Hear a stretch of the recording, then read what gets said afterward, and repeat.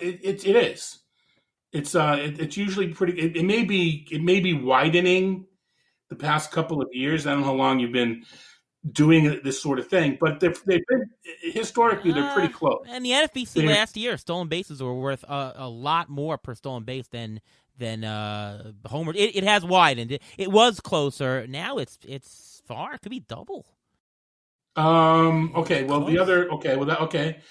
Now the next question is the last place team in steals versus the last place team in homers. Are they close relative to the number in the category? No, The answer is no. no. Teams punt steals. Right, right, Teams don't worry about steals. right, So the barrier to start earning points is much lower in stolen bases. right, right. So that to me that's the difference is that if you sort of you can actually convert everything, and I've written about it. It was so many years ago at this point. And if you figure out barrier SGPs, what ends up happening is some of the barrier SGPs, the amount of steals that a player gets just to start earning points. Well, those some of those SGPs go into the barrier SGP of homers and RBI. So at this point, there aren't as many guys to use as an example. But it used to be Billy Hamilton and some stolen base only guys. I mean, I guess we can say Mondesi, but he hit some homers too. Malik Smith, maybe, but he's no longer that relevant. But the point being, some of his SGP get put towards the barrier SGP of the other categories, and it just throws the whole thing off. Now, you know what? I'll save the final statement to the part of the spoiler. And so this is a theoretical flaw. Yeah, yeah. I'm not saying it's a practical flaw, which is kind of a hint towards a spoiler. And can I guess the Um, spoiler, by the way? Can I guess it? yeah, The spoiler yeah. is that all the methods are really the same in terms of they're all taking some kind of factor per statistic and using it. And whether you generate it from a standard deviation or not, you can make each other meet if you scale something up or down. Procedurally, they work the same. Is that the spoiler? No, All right. Well, that's another spoiler. no, it's not. And what you're saying is true. Yes, yes. Because when I wrote about SGPs, I showed how you can incorporate this barrier SGP method into fixing the method, and when it's happening is the values kind of parallel PVM. Yep, yep. So real quick, my issue with standard deviation is it's wonderful, it's elegant mathematics, but how do we know that if a player is X standard deviations better than another player, that he's X much better for fantasy? We don't. I mean, there's no basis other than elegant mathematics that the math works out. We don't know that whatever the number of standard deviations he's better, he's going to improve your team by that same amount. Right. So it's beautiful math, but I don't know if what the basis is. So, and then the problem with the PVM, percentage value method, is we don't. Okay, so it's awarding, to me. It's the truest method because it's awarding percentage what it actually contributes, but the contributions aren't always linear. I just kind of mentioned how stolen bases is set up differently.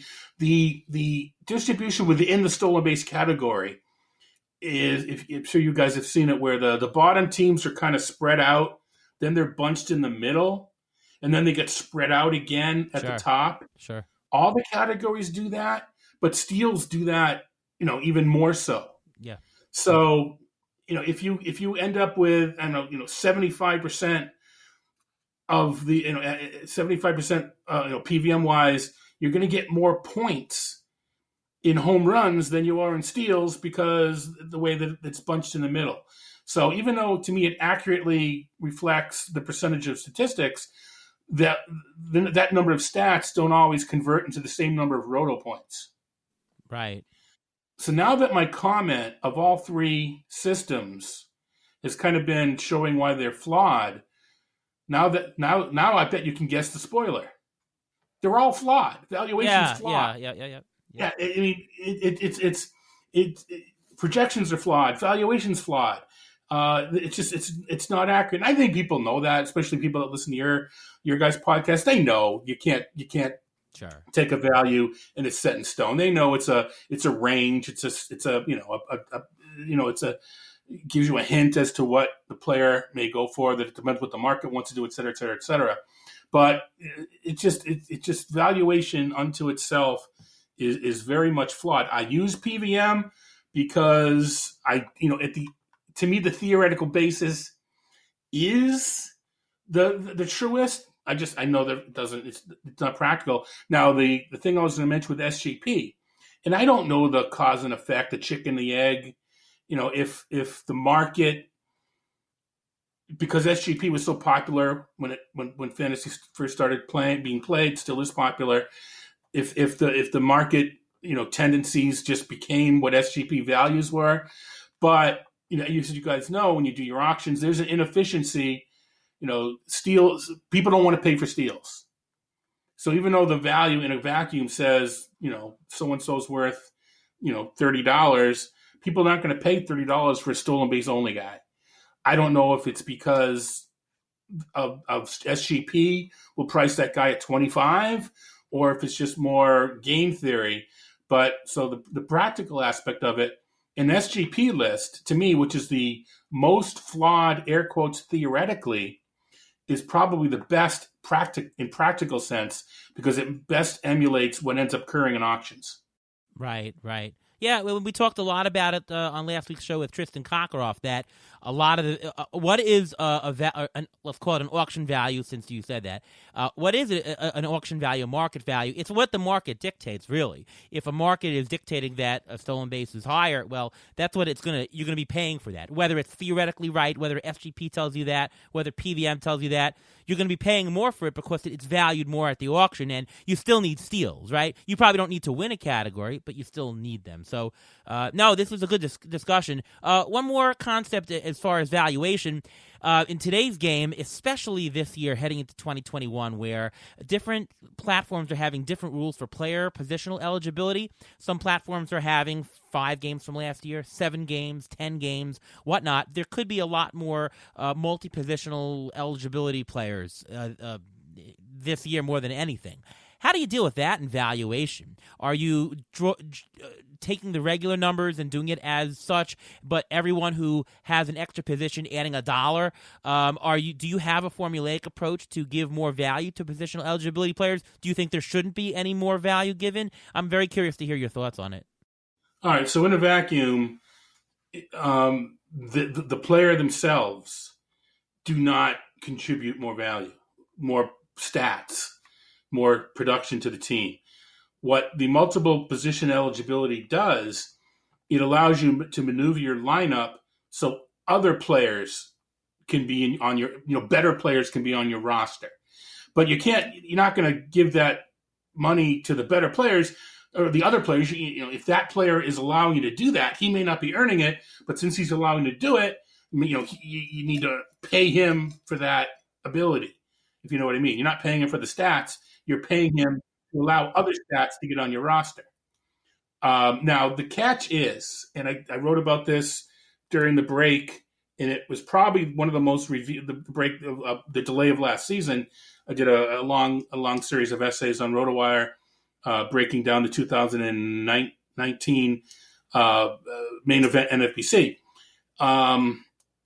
The usefulness of a multiple position eligibility player is contextual to the format. And which is why I don't universally bake it into my projections, into my numbers, because it matters. The format matters. I don't want this kind of loaded question putting in the spot.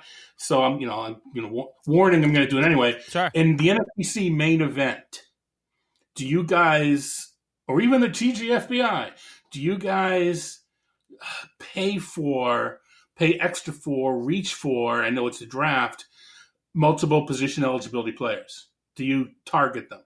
Ruben, let you answer this one. Not necessarily. I go for value, and and the player happens to be multi-positional, that's fine. Maybe toward the end, when I'm trying to fill spots and have reserves, I have my bench set up, then I'll start reaching. But by then, you're at the bottom of the barrel.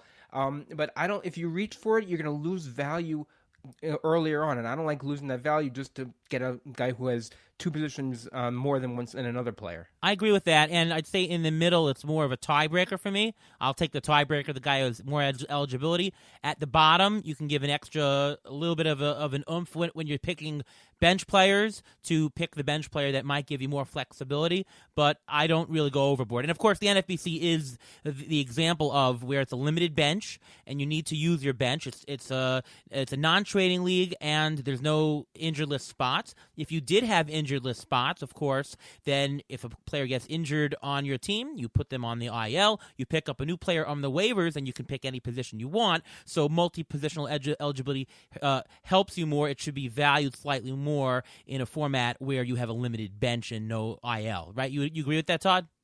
No, you say valued more in a limited bench with no IL, or valued less? Valued more, because if you have less maneuverability. Okay, so the example you just gave is, I think, it should be valued less. All right, so let me ask another quick question about that. In the draft championship format, 50 spots, 15-team draft and hold, do you put a premium on multiple eligibility players? Not as much. I would think not. I don't play a lot of that format, but I would think it's not as much because you do have a deep roster and can fill in anywhere. I think because you haven't played them very much, until you experienced it. It's the opposite. I can understand thinking that way. All right, so let me I guess, go back now. Yeah, I guess maybe it is the opposite, because if you have the ability to put a player at any position, then, you're helped by it. You don't have to play even a superstar who doesn't have a good week because you're, some guy at the bottom with more eligibility jumped up. So I can see that as giving you more value. Well, all right, so to as far as in the main event, I say the right answer, but the data shows the championship teams, the teams that competed, did not target multiple eligibility players, and I found that to be, to me, the most eye-opening, because I originally thought, I want the multiple eligibility players, and you talked about leaving money, profit, value, potential, whatever you want to call it, on the table. Well, the notion is by drafting, Cody Bellinger over Freddie Freeman or whatever, early on in the draft, because you have the flexibility to move Bellinger around, that whatever you lose, you make up for in in-season management. That's the concept. Yeah. So, but Todd, my counter to that research of that. Well, I'm going to counter myself. Oh, okay. All right. Go for it. Go for it. Yeah. In the NFBC with a 7-man reserve, and you've got a closer in waiting. You've got 2 minor leaguers, and you've got 3 hurt guys, and you've got a streaming pit. You don't have enough players, enough batters to take advantage of the multiple position eligibility.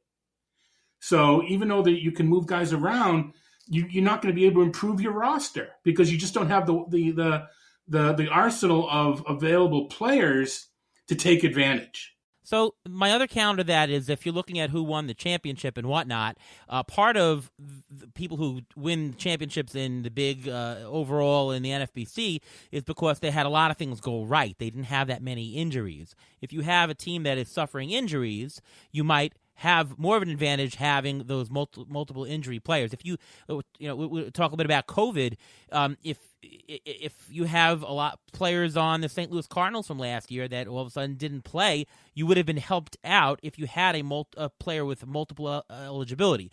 Now, no, not if you don't have an active player to take advantage. If you can have all the eligibility you want, but if you don't have a player on your bench that you can put into your lineup because of that flexibility, then it doesn't do any good. That's the problem. Is that you in the draft championships, when you've got 50-man rosters, you have the depth of the roster to get the strongest one out there every time, especially once injuries start to come in, because every player with a multiple position plays, is like 2 different players. Interesting. No, I'm glad we're having this discussion. I again, Ruben and I, as we said, we don't we don't look for those multiple eligible players, except for at the end, just to fill in. And If you're looking at two players, right? If you're looking at two players and you don't know tiebreaker, they're exactly equal, but one's eligible.